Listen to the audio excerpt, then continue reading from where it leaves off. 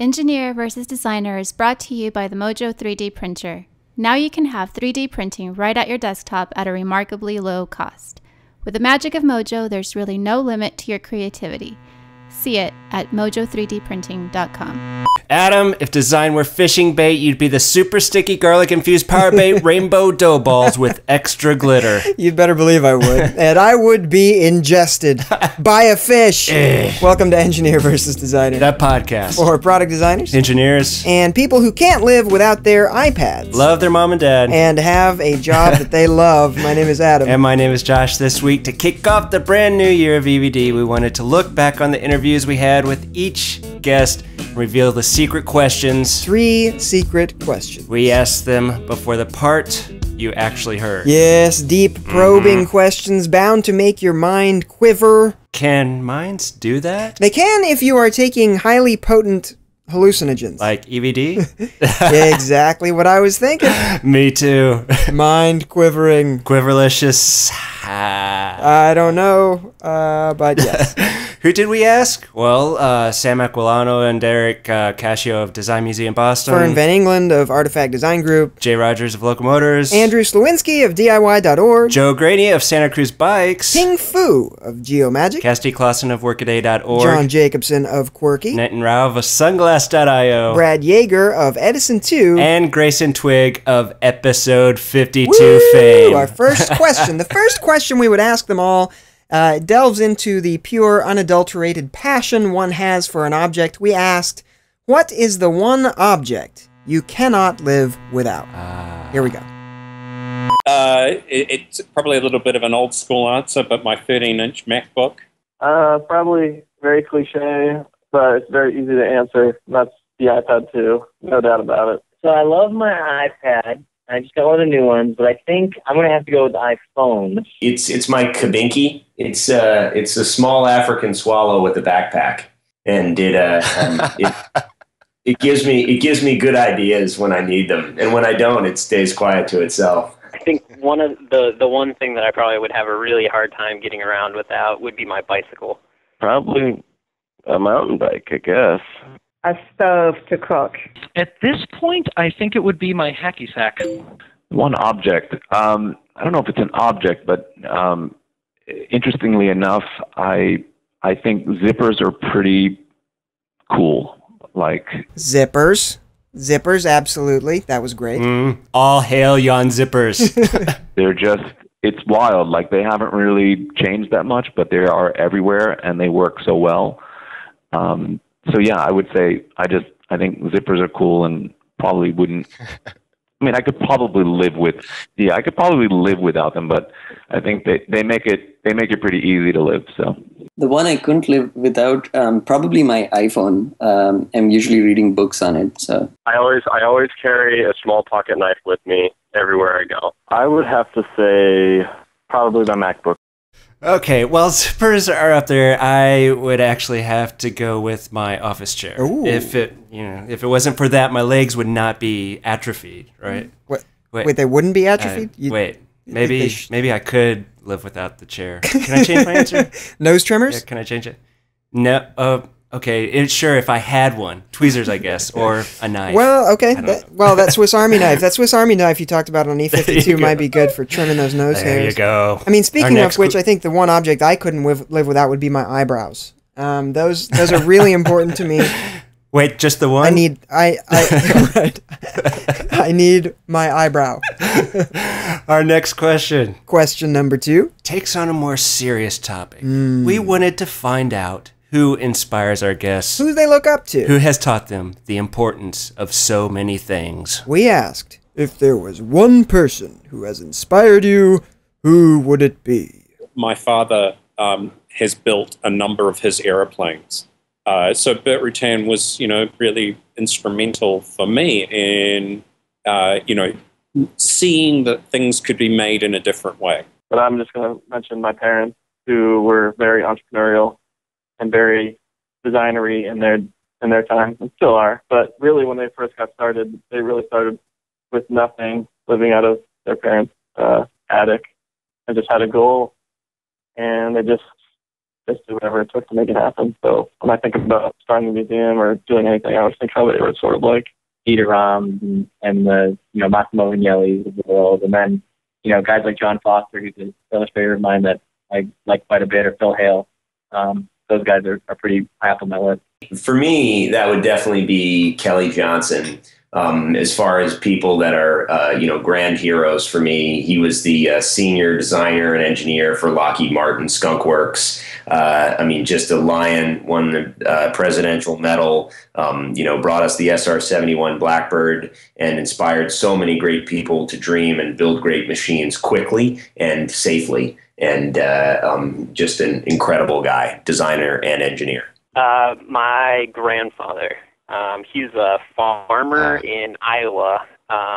Only had like an 8th grade education, but was one of the smartest people I've ever met. He taught himself how to do everything from fix tractors to build irrigation systems to build houses to everything. I had this crusty old professor in college when I was going to mechanical engineering school, Richard Murphy, and he was just like this crazy old materials professor, and I still to this day like use some of the stuff that I learned from him, and just like making sure that you know what it is that you're saying and use the right words for it. So that guy helped me out a lot when I was there. He was intimidating, but very exacting, and I learned more in like 3 classes I took with that guy than I did in the rest of my years in college. The Martin Luther King "I Had a Dream" speech, I think it's the opening line. He didn't give any big topic. He starts with "I had a dream," which just I just resonate with it. Oh, you probably hear this one all the time, but it would be my father. Moms and dads. The whole family. Very important. Yeah. Yeah, he was a cool guy. He was actually a mechanical engineer, so he, you know, I got to watch him build a company, and he always brought me in his shop, and we'd build things together and stuff, and taught me a lot of what I know. So I'm very thankful to him. I guess Steve Jobs. I mean, I know it's, you know, it's so topical, so I don't feel bad saying it, but I feel like it's like everyone is sort of jumping on this thing, but yeah, I mean, and it's inspired for different reasons. So I don't think it's necessarily, you know, just for Apple, but I think it's also about this idea that I like nonconformists. I like people that are kind of a little bit outside of the, you know, what people expect or what the business world says, or, you know, I think, you know, when you have someone who's that passionate about stepping outside of that and doing it a different way, and especially when you see success, then you're like, well, it can work. You know, you don't always have to play by the rules. I'd go with Dr. C.K. Prahlad. He used to be a professor at the University of Michigan, one of the world's leading thinkers. Passed away recently. And when you think of bottom of the pyramid markets, cloud computing, personalization, pretty much competitive advantage, pretty much all of these ideas were, you know, he had thinking on it years before they became a big deal. I have to say, it's sort of a cliche, but really my parents. I mean, if it weren't for growing up with the parents I had, I wouldn't be here. You know, my dad was an engineer. He sort of instilled the engineering train of thought into me at a young age.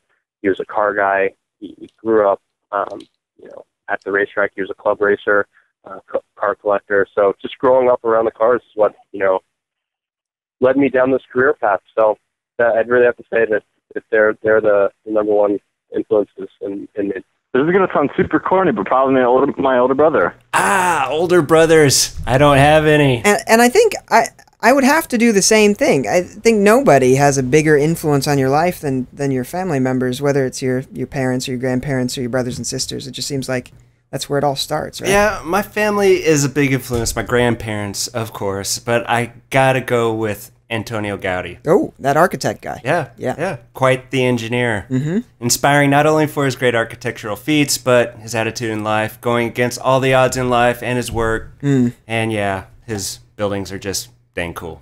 Well, and our final question, of course, is the meat. Meats. What is the one piece of advice you would pass on to younger people interested in engineering and or design?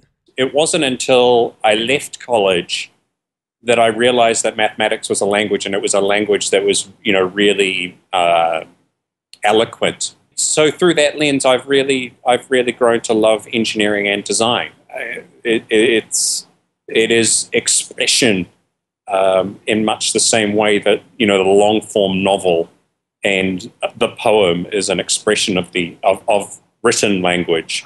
Engineering and design are expressions of mathematics. For me, it's basically just making sure that you're out in the world and engaging in new experiences and observing people. I know that I fail at that sometimes because you get so worked up and nose to the grindstone and you're just doing things, and then you're you hit a wall and you're like, oh, I need some more fuel for the imagination, and that's sort of, I always remind myself to go outside and see things. I think for me, one of the things that I tell a lot of my students is just to be a good person. It's funny that that's something that you have to remind folks sometimes, or make sure that it's actually said out loud. But I think, being giving of yourself and being kind and generous and outgoing and being a nice human being will take you a really long way, and will get you most of the things that you need to be successful in this world. So yeah, we always remind each other that we want to be successful and also be the nicest guys in the room at the same time. We don't want to ever give that up. Because when you're out there and you're seeing sort of what it takes sometimes, you can kind of see how some people aren't like that and kind of disconcerting. But I think we'd rather fail at something and still be nice. Because I think, like Derek said, in the end, so far for us, it's paid off. I would want to tell those interested in getting into engineering and design to learn a healthy amount of both and respect them both, because the constant headbutting, certainly at Local Motors, we're really working to try and stop that and get collaboration early and often, and make it as seamless as possible. So much good stuff here. Be a good person, Adam. Be good. Be good. Go outside. Go outside. Build. Make stuff. Good stuff. Yeah, if you're a product engineer, you're not a mechanic, and just making it happen is not something that you can ultimately take pride in, because that's not the goal of designing and engineering a good product. And likewise, if you're a designer, if you get it in your head that you are just an artist, you've missed out on some of the fundamentals that makes a good product designer. Booyah! Yeah. What I usually tell kids is just don't be afraid. There's a lot of fear, particularly within engineering and design. There's fear that you're not good enough, or that, particularly with electrical engineering, I find that a lot of kids are just afraid to touch circuit boards because they seem like these delicate, fragile things. And what I tell kids is, you're going to make mistakes, you're going to break things, you're going to, every bad thing that can happen is going to happen and should happen, because that's how you learn. And so the only way to do that is to just not be afraid and make mistakes and just keep trying. Try and find something that is interesting to you about it, and then you can kind of frame all the hard stuff you have to do around that subject. Like for me, it was for bikes, and so I would try and make everything about bikes, because otherwise I was bored to tears, and and it was so much work that it was completely uninteresting. And so everything I would do, I'd try and frame in bikes. It's a little hard to do that with thermodynamics, but you can use your imagination. If they're already interested, I would say go for it. It's a really fun career to have. If they are not sure that they're interested in engineering or design or not, I would say be a maker. Then you know. I would say try and sequester yourself into some sort of garage or shop or dark space and just make things. Build as much stuff as you possibly can, because I think the most important skill to learn in that field is to learn how to teach yourself. So you have to challenge yourself, try things, fail, screw up, find solutions, and learn how to do that.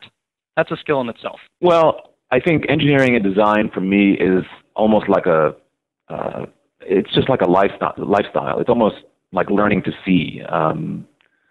it's it's about developing a certain exercising your brain in a certain way to sort of handle challenges, solve problems, to see things in a certain way, and to kind of be able to sort of go off on your own and work through a process, like have a process of how are you going to proceed through life. So I feel like it's not that far removed from like philosophy or something. It's just, unfortunately, we sort of always make it seem so technical, and so it's about math and numbers. And yes, there are rudiments, but I think it's bigger than that. It's really just, it's a philosophy for life. And I think we're seeing that more and more, that, especially when you see how design as a sort of becomes more and more incorporated in things. Large companies going out and hiring chief design officers because they feel they need to have someone sort of owning that domain. And you see other institutions saying, hey, we're going to create instead of a B school, business school, we need a design school. It's a D school. It's design thinking is the future. I mean, now is the best time to make something. So, your tools are getting cheaper, printing is getting cheaper. And, you've got resources like EvD to go learn. And then you'll give them press as the ideas get exciting. So it's really there's a broad trend towards democratization of design. And so, there's a guy in Portland, Oregon, who has made a cool, iPhone dock and got, I think, $1.5 million in a couple of days on Kickstarter. It's a very different world out there. So first, you need to figure out if you want a job or if you want a career.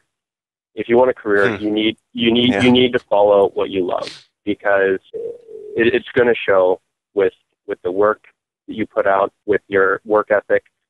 If it's just a job to you, then you can do a lot of things. I mean, a lot of options open up. But for me, I'm very pleased that I've been able to always do what I love, whether it's engineering, driving, just being related to the auto industry and the racing industry. It's awesome. You wake up every day and you enjoy what you do, and it has a huge effect on the rest of your life. So I'd say make that decision early, and try to follow your heart, do what you want to do. I feel like the hardest thing for me with searching for colleges and stuff is that every college has a different definition of design. So I feel like for every school I have to look at what the actual curriculum is to figure out what they're actually going to be teaching me. So I would say that's probably the biggest thing, is look at curriculum. And what Jay Rogers and Alex Fichter said, of course.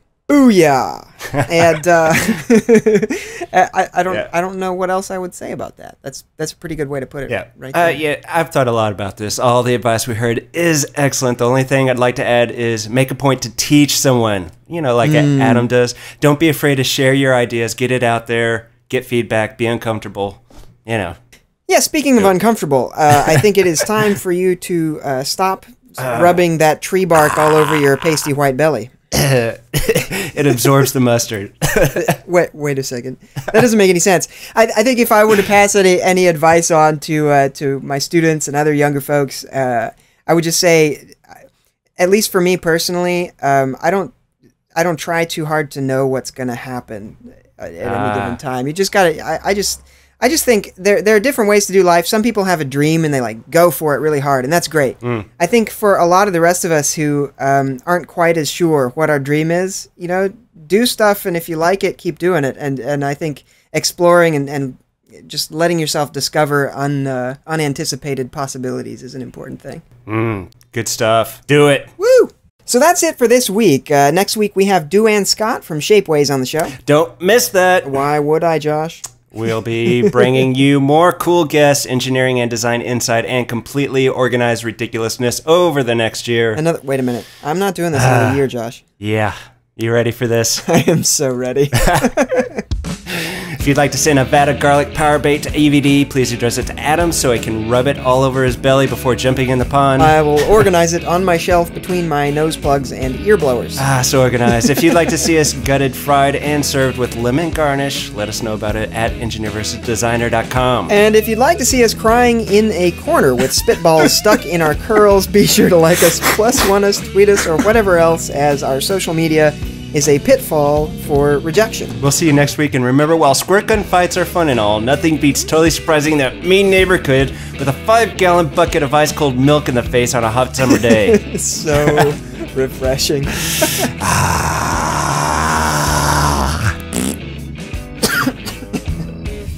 It always comes down to fart jokes. Yeah, it does. Look out! Engineer versus Designer is brought to you by Mojo 3D Printer, a world-class professional 3D printer for only $185 a month. To find out how you can give your big idea a little mojo, visit mojo3dprinting.com.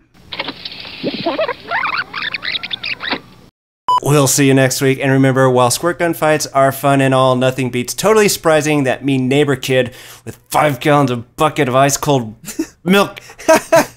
and nothing beats totally surprising that mean neighbor kid with 5-gallon buckets of and nothing beats totally surprising that mean neighbor kid with a 5-gallon bucket of ice cold meat in the face. Milk. With a bucket of with a 5-gallon bucket of ice cold milk in the face on a hot summer day. Oh my God. A production of EvD Media.